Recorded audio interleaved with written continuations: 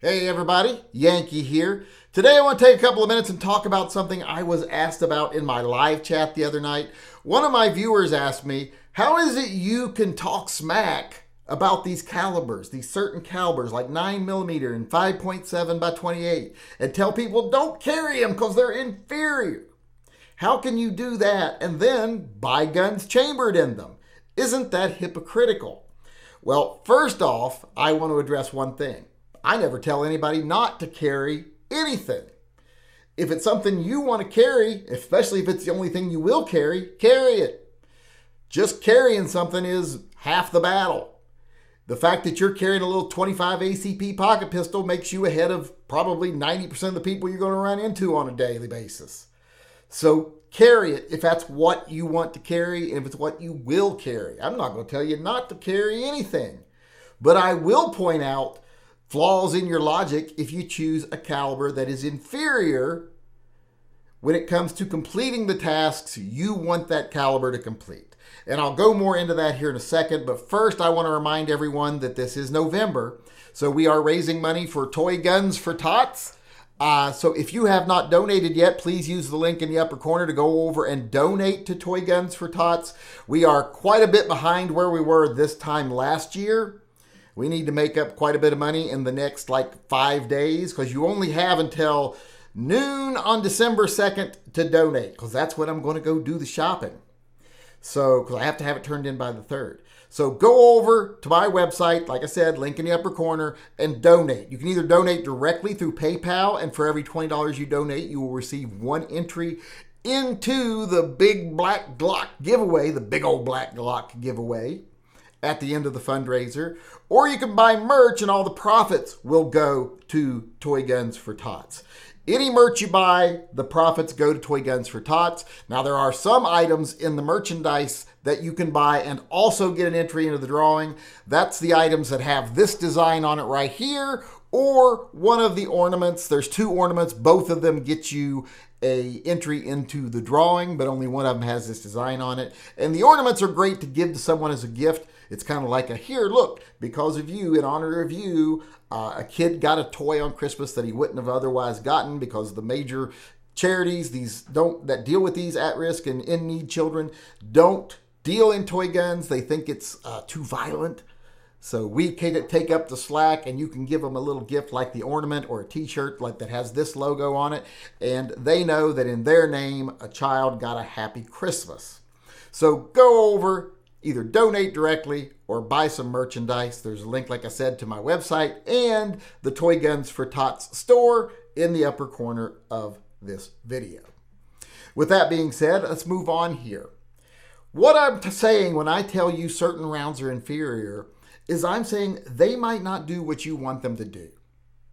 If you're aware of what your round is capable of, then nobody's got any fault with you or what you're choosing.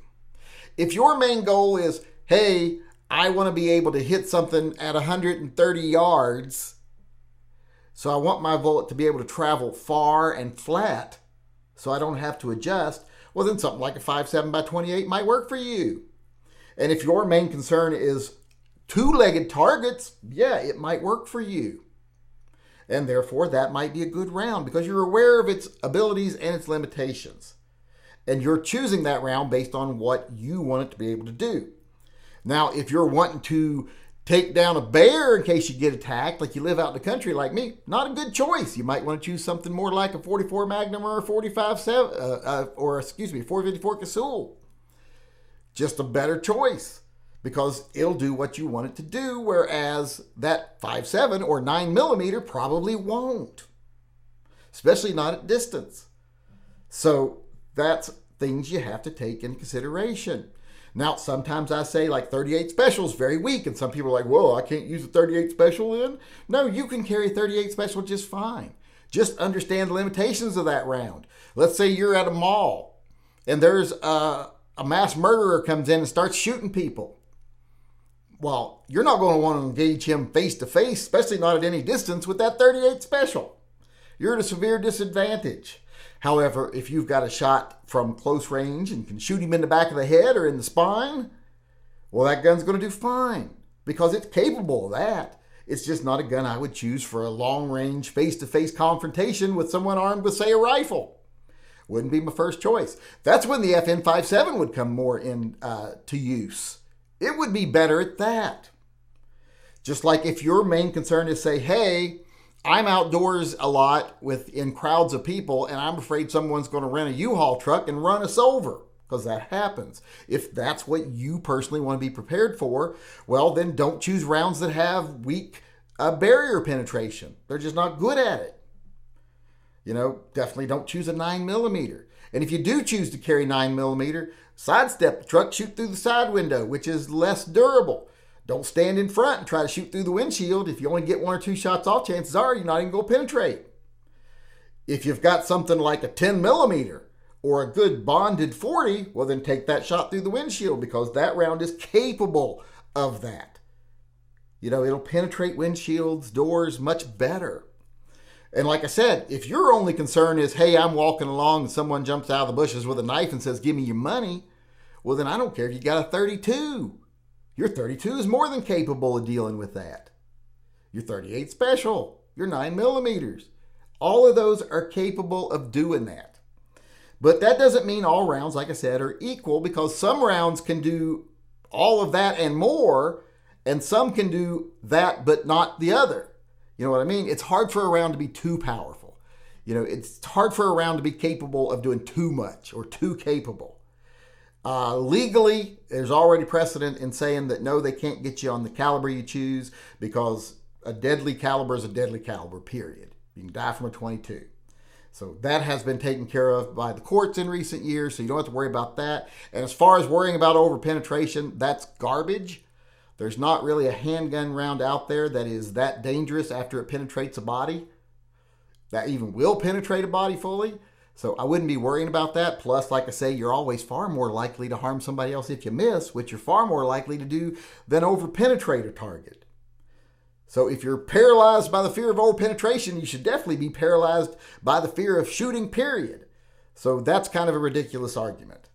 So like I said, just because a round is inferior to another round, it just means it won't do everything that other round will do. It might do some things better. It just won't do as much. Whereas it might be perfect for you, though, if that's what you want it to do. If it's that one niche thing you want it to be able to do, then that less capable round might be perfect for you. And if you can't shoot a more powerful round, that might be perfect for you. But the key thing is to know the capabilities of the calibers you're choosing and know what they can do as well as what they won't do, and work that into your daily life. No, hey, in this situation, I'm better off running away because my handgun is not going to really do what it needs to do to get into this situation. Or I'm going to have to act in this way to be able to utilize the capabilities of this caliber. I'm not going to engage that shooter head on. I'm going to wait till I've got a shot from behind. Make decisions based on the capabilities of your caliber and understand your caliber. Then you choose what you want.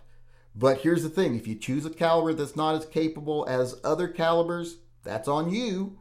And don't go around pretending like it'll do everything just because you want it to do everything, because it won't. 9mm won't do a lot of things.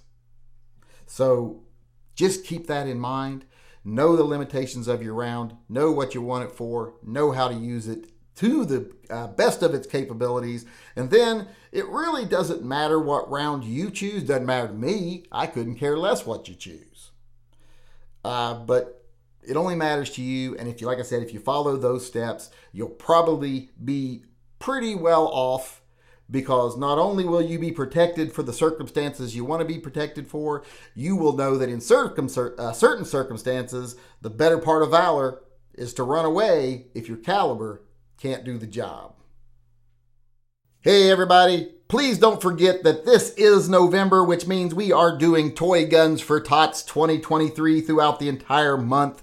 So if you want to help out, if you want to donate, please go over to tympistolproject.com. There's a link in the upper corner of this video. You can either donate directly or you can buy merchandise. If you donate directly, for every $20 you raise for Toy Guns for Tots, you will get one entry into a drawing at the end of the fundraiser for at least one Glock Gen 5 G20. You can also get entries into the drawing by purchasing the ornament that is available over there, or buying the t-shirt that says, I donated to Toy Guns for Tots and all I got was this lousy t-shirt. Both of those items also come with an entry into the drawing at the end of the fundraiser. Or you can just buy some merch from the Toy Guns for Tots store and show your support for the program. All the profits do go to support Toy Guns for Tots.